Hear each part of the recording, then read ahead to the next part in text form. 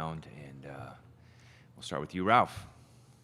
Ralph Russo from The Athletic. I mean, this is a very easy question. How are you guys doing? Like, and this has been a bit of a whirlwind. Travel, rest, things along those lines. How you feeling, basically? Honestly, we said this in the last interview we did when we were in Dayton. When our bodies are kind of conditioned to kind of get after it day after games. So not only our bodies but our minds. Like I talk about, we have our callus built for times like this in the season. So we really don't need too much of a rest period. And even though bodies, I don't think we're really not banged up at all really. But if there's any fatigue, we can mentally and physically push through it because we do that type of stuff in practice all the time. So there's been times where days after games we practice, like hard as I don't know what. So yeah, our minds and our bodies are very much so prepared for what is to come. So like kind of to harp on what Bryce said, like I think overall team morale, like we feel really blessed and honored that we made history last night, but also just ready to compete again. That's probably the biggest thing, ready to compete again. Like we have a team 1-16, no matter who it is, like compete every day at practice and compete hard, 7 a.m. So like Bryce said, we're conditioned for quick travel. Like the MEAC is Saturday, Monday games, so you know what I mean. Like we're always playing and we're always pushing ourselves to a new limit. And coaches always built that callus for us to be strong mentally and physically, no matter what. So we're just ready to compete, really. But we're really feeling good. Yeah, we're ecstatic, of course, making Howard history last night. But a big characteristic we hang our hat on is adjustability. Our schedule's been crazy these last couple of days, but our ability to be able to adjust to it is what's kept us sane, and we're gonna be ready to go tomorrow. All right. Any question? Go ahead. Hello, I'm Shay from Ithaca College. Growing up and watching and playing the game, are there any March Madness legends you guys look up to or help inspire your play style that could help win the tournament? Start, Bryce. I'm gonna hand this question. I need time to think. Start at the other end. Cedric, you got an answer? Right now I've been looking up the FDU recently, just because we were kind of in that same situation. 116, it doesn't happen a lot, so we're trying to make history.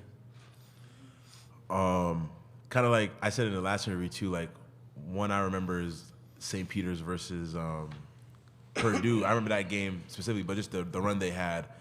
And players, vivid memory of, Carson Edwards. For like his run, I remember I was watching that as a kid. That was amazing. I was a big Lonzo Ball fan, and the run he had in UCLA.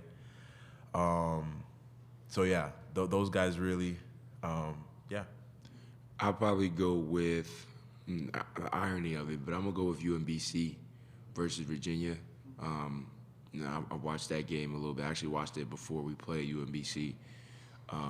Then also another player, obviously comes up to mind is John Morant.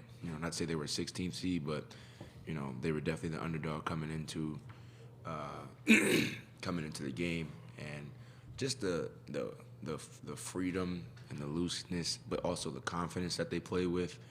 It was inspiring. You know what I mean? Like they didn't really change much of their game plan. They didn't really change much of who they were just because of who they were playing. Most people coming into that game probably thought, okay, how is Murray State going to adjust? And then it actually ended up being the other way around. So, talking about for Marquette, my fault. Murray State versus Marquette, that's what I was talking about. Any other questions?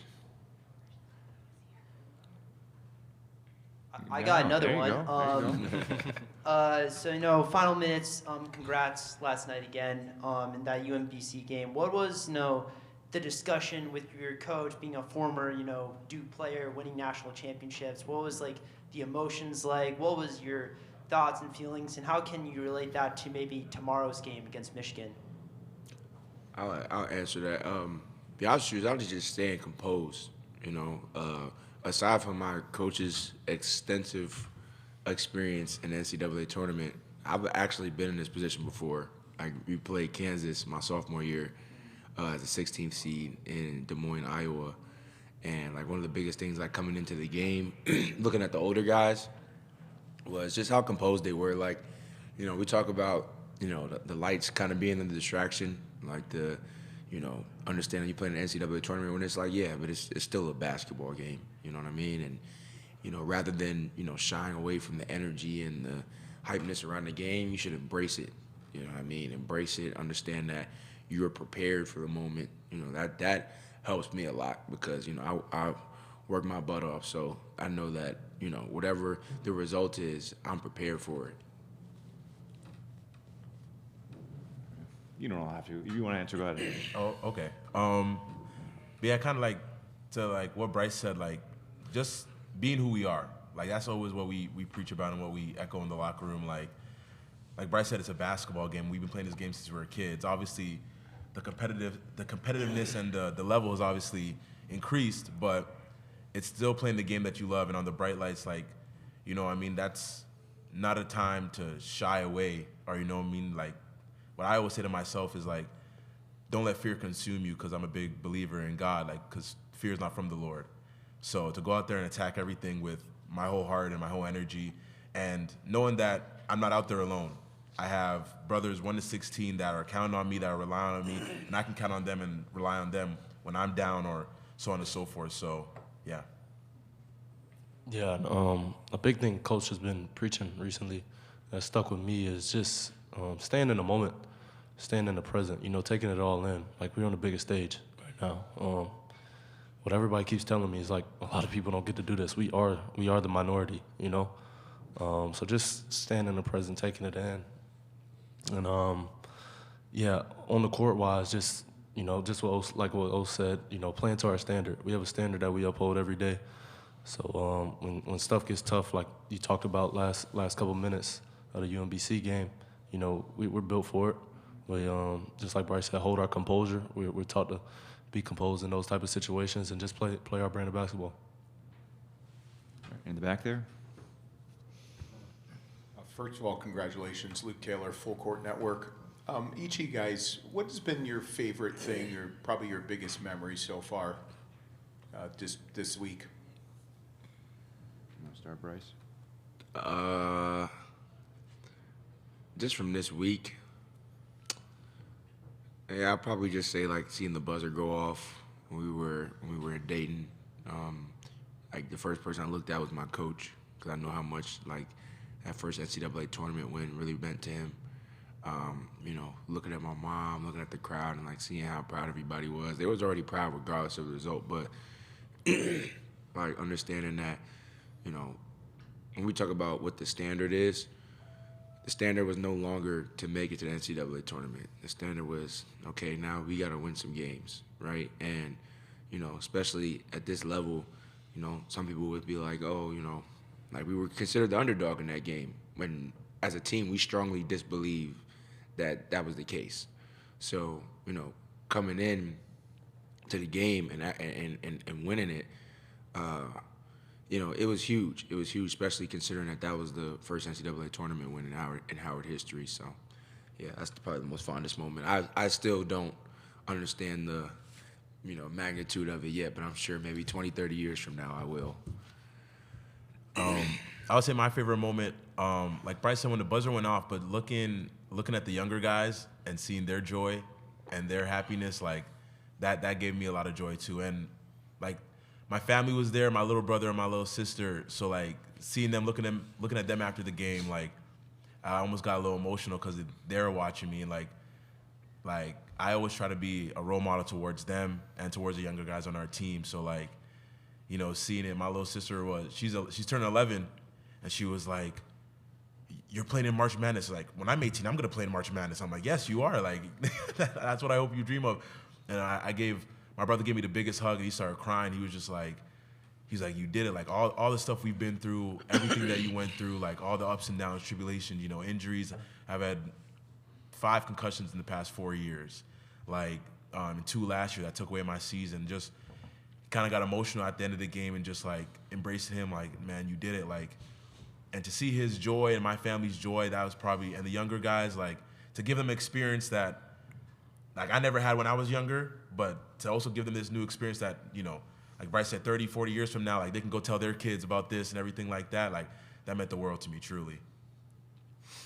Yeah, definitely being able to get that historic win over UMBC, making Howard history. But I think when it really sunk into me was like when we got on the bus and I saw Kamala Harris reposted us. And I never even knew, like, just to think that the former vice president of this country recognized me in some form of stint. Like, it made me realize, like, of course we go in every day fighting for 1 through 16 and our coaching staff and our training staff and our weight room staff, everything. But it made me realize, like, during this tournament run, we're fighting for, it's bigger than us. Like, we're fighting for the alumni that's watching all over the country, you know? We got a lot of people on our backs right now, and we're just trying to do everything we can to make them proud. All right, we do have actually a question on Zoom here, guys. So I'm going to, Patrick Waring is on Zoom, so you're going to hear the question. Just look straight ahead when you answer it. So if Patrick, if you're there and you want to ask the question, go ahead.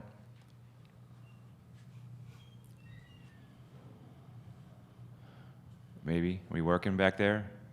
No? Okay. All right, we're 0 for 2 now. That's all right. Sorry, Patrick. All right, anything else for the guys? All right, well, thank you for your time today, and good luck tomorrow. Thank you very much.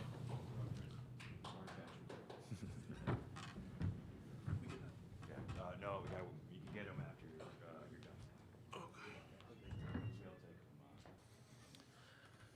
done. Good morning, everyone. So grateful to be here. I know our university is proud to be represented at this tournament. This means a lot to so many people, and we are honored to be here and have our brand associated and next to some of the most fabulous brands in intercollegiate athletics and higher education. So thank you so much. All right, if you have a question, please raise your hand. We'll bring a microphone around right here in the front. Johnny with WIPB in Buffalo. You guys are kind of in a unique position in that you played in Dayton last night. You have to travel up here and prepare for one of the premier teams in the country tomorrow. What goes into that preparation on such a short amount of time? The lack of sleep. You know, for us, we're kind of used to playing every other day. So our rhythm is pretty consistent with how we do things, and this works out perfect with the rhythm of how we do things. In our league, in the MEAC, we play Saturday and Monday. So for me, like, you know, my preparation goes all in on the team that we're playing on Saturday. I don't even really tune in to who we are playing on Monday until after the game on Saturday. So, you know, you'll see us practice today. It'll be really consistent with how we play, and our schedule kind of is aligned during our normal traditional regular season. So this is a very normal kind of process for us, and our guys have a rhythm and a feel for this, playing every other game. All right up front here. Court Network. You know, you obviously played at Duke. You've coached at obviously high levels. How does this win compare to others you have played or coached in? I think it, you know, it's really unique, Luke, when with this win, because it you know, like, my basketball days are so far over that this is more meaningful, certainly for me and our players, but this is really meaningful for the Howard community. Our community means so much to the culture and the fibers and the DNA of this country. And to have our brand represented and celebrated in that kind of way is, I think, a tip of the cap to everything that, all the hard work and all the commitment that our community at Howard has made to our country and to the world in general.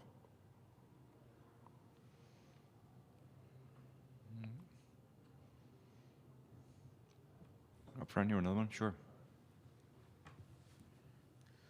So we've had Coach Jones from Rob Jones on the show. I've gotten to know him. Coach Broadus from Morgan State.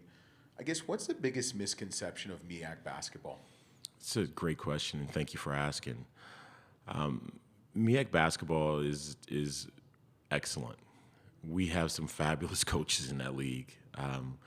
You mentioned Coach Rob Jones is one of the best coaches in the country. Kevin Broadus. You look at Lavelle Moten. Like, you know, when you talk about those three guys, and certainly Eric Martin at South Carolina State, who's done a wonderful job down there, won the league last year. You look at Stan Waterman. Stan has been a USA basketball coach for a number of years. You know, Larry Stewart down at Coppin has done a wonderful job. Like, some of those coaches, we have to really game plan for so differently because they're so good, so damn good offensively. Like Lavelle Moten, Rob Jones offensively, they have answers to everything. So, you know, game planning for those guys, it's very, very challenging. You know, Coach Kevin Broadus, he runs the Princeton system that he learned under Coach John Thompson that was part of a program that went to the Final Four. Hell of a coach. Was Coach of the Year in our league, you know? Like Larry Stewart, that played for the Washington Bullets. You can go down the list. Like I said, Stan Waterman. Our league gets a really, I think, a hit because our teams have to play so many bye games. And by the time they are, you know, deep in the schedule or starting the regular conference schedule, you know, some of those teams have lost 10, 11, 12, 13 games. And it adds up when you look at net and you look at KenPom numbers and things like that. But, you know, there's a lot of teams in the country that won't schedule games against Norfolk State, or they won't schedule a game against, you know, North Carolina Central, or they won't schedule us. So I think that our league definitely is a really great league. It's physical as hell, it's athletic as hell, and it's really well coached. So thank you for that question. All right. Go ahead, Ralph. We'll go Ralph, and then we'll go up front here. Your coach, Ralph Russo from The Athletic, your players mentioned, hey, I think Bryce said it, I checked out the Maryland-Baltimore County upset of UVA, and I think O mentioned St. Peter's. Did you mention those types of upsets then? They clearly sought them out on their own, but I'm wondering if you used that in any way to inspire, and maybe why not, if that's the case. I see you shaking your head. Honestly, I woke up this morning and I started to immediately watch Michigan. And, you know, the next thing I look up and our players are sitting down behind me having breakfast. So it was like, at that point in time to have breakfast. Excuse me, we got on the bus and came over here, and we haven't even had a chance to gather and discuss any of those things like that. You know, the big thing is that we have to trust our work, and we have to be us. You know, I look at Coach Dusty May, like he cut his teeth, you know, in the NCAA tournament at a university that isn't that much similar to ours, right? So, you know, we always talk about the magic of March, and for you to be able to excel in the magic of March and you know, advance, there's a spirit that March rewards. There's a joy and a passion that March rewards, and that's what I want our guys to understand. Like, great, St. Peter's and UMBC. But it's that spirit, it's that passion, it's that joy, it's that connection that really can give a team the adrenaline and the togetherness that they need to have to win games like that. Right up front here. Maybe in a bit of a similar realm, what do you know about Michigan? I know so funny thing is I watched Michigan in D.C. when they played Duke. And we had a game earlier that day against North Carolina Central. We were fortunate to win. I went home, I showered, and I went to meet our two largest donors at a cigar bar. So I had a couple cigars, a couple tequilas, and from there, met my wife, had another tequila, and my wife and my daughter and I walked over to the game. And instead of like looking at the game like a coach, I wanted to just veg out and look at the game like a Cameron crazy. So I was there as a fan, cheering my brains out, enjoying my day, and just kind of taking it all in to be a fan. So you know, I saw they were big as hell. I was really impressed how fast they were in transition. You know, not really seeing them this year. I'm seeing 6'9", 6'10" guys sprint to the three-point line, and I'm like, and then seeing them knock down threes. That was as a high-level game as I've seen in person in a very long time, just as a fan and as a spectator. I know they're extremely well coached. Coach Dusty May does an unbelievable job. You know, their length is certainly something defensively where they're switching 1 through 4 that I know has bothered people. They can engulf teams defensively. So for us, it's going to be certainly a challenge, but I think we'll have fun trying to figure out the puzzle. All right, Coach, we do have some people following along on Zoom, so we're going to try to go to the Zoom here. We haven't had much luck here, but Patrick Waring has been hanging in there. Let's see if we can get this question in for Coach. Patrick, are you there? Oh, boy, not working. It's not you. It hasn't worked for anybody. So okay. I thought this for third time was a charm, but okay. Well, fortunately, that's not going to work. Patrick, if you're watching, man, we're trying. We're really trying here. Okay, is anybody have any other questions for Coach? If not, we'll let him go. All right, well, thank you so much for your time, Coach, and good luck tomorrow. Thank you.